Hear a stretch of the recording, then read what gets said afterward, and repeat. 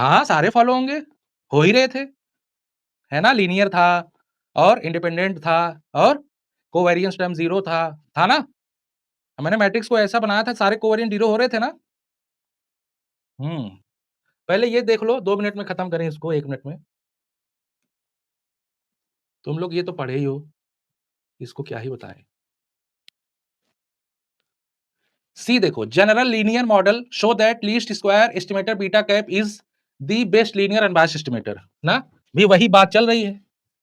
y is equal to X beta E, ये आपका मान लो जनरल लीनियर मॉडल है एक, आपने लीनियर मॉडल ले लिया। अब इसमें जैसे ही आपने अजम्पशन लिया multivariate N, zero, sigma square identity matrix, ये जैसे ही अजम्पशन लिया तो आप जो ओएलएस से लीस्ट स्क्वायर मेथड से आप जो एस्टिमेटर निकालोगे बेटा ना, ये क्या होगा? ब्लू एस्टिमेटर होगा।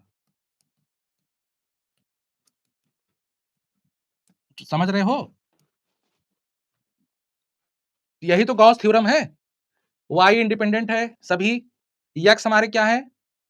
डेटा मैट्रिक्स है, गिवन है, बीटा पैरामीटर्स है, कांस्टेंट है, सारे ई कंपोनेंट्स क्या है? इंडिपेंडेंट है। आपको दिखाना पड़ेगा भाई। जैसे आप आईज ई आईज आपका क्या हो जाएगा? आई आई डी, इसी तरह से आपका वाई आई भी क्या होगा? वाई आई क्या होगा बेटा? ये आई आई डी नहीं होगा, केवल इंडिपेंडेंट होगा, ठीक है? इसमें आपका ये जो आ जाता है टर्म मल्टीवेरिएट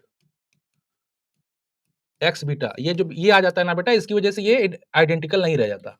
बाकी वेरिएंस आपका यही देगा। देखो कंडीशन ये है, इसको इंडिपेंडेंट होना है, इसको आईआईडी होना है। दो कंडीशन ये हो गई, इनके इनके बीच में कोरिलेशन नहीं होना है, ठीक है? और इनके खुद के आपस में कोरिलेशन नहीं होना है। जब इसमें नहीं होगा तो ऑटोमेटिकली इसमें नहीं होगा। ये सब कंडीशन है गास मार्कोव के। और इसमें ऑटो कोरिलेशन नहीं होना है, ठीक है? और हेटेरोसिडास्टिसिटी नहीं होना है और मल्टीकोलिनियरिटी नहीं होना है और क्या नहीं होना है? हो गया लगभग कुछ 3 4 5 हो गए। जब वो सब नहीं होगा तो जो आप ओएलएस टेक्निक से निकालोगे बेटा, एस्टिमेटर जो आपको मिलेगा that is the blue estimator. Blue मतलब बेस्ट लीनियर। इस तरीके आपके पास बहुत बहुत सारे लीनियर एस्टिमेटर मिलेंगे, लेकिन उसमें से जो सबसे बेस्ट है वो ये है। समझ गए? देखो देखो बुक में जब आप एग्जाम में करोगे कैसे लगाओगे पता है? पहले तो इसको डिफाइन करो। वाइज अगर आपने इसको लिखा तो इसमें नीचे लिखना पड़ेगा Y I's are independent and follow, इसका मैट्रिक्स को दिखा देना, matrix Y follow multivariate normal X beta this, E follow I E I's follow random error जो कंपोनेंट है follow normal IID normal distribution with zero sigma square, या random vector दिखा देना zero sigma, उससे भी समझ जाएगा टीचर। और ये और ये दोनों क्या है? रिलेशन नहीं होना चाहिए, इनके बीच कोवेरिएंस नहीं आना चाहिए, ठीक है?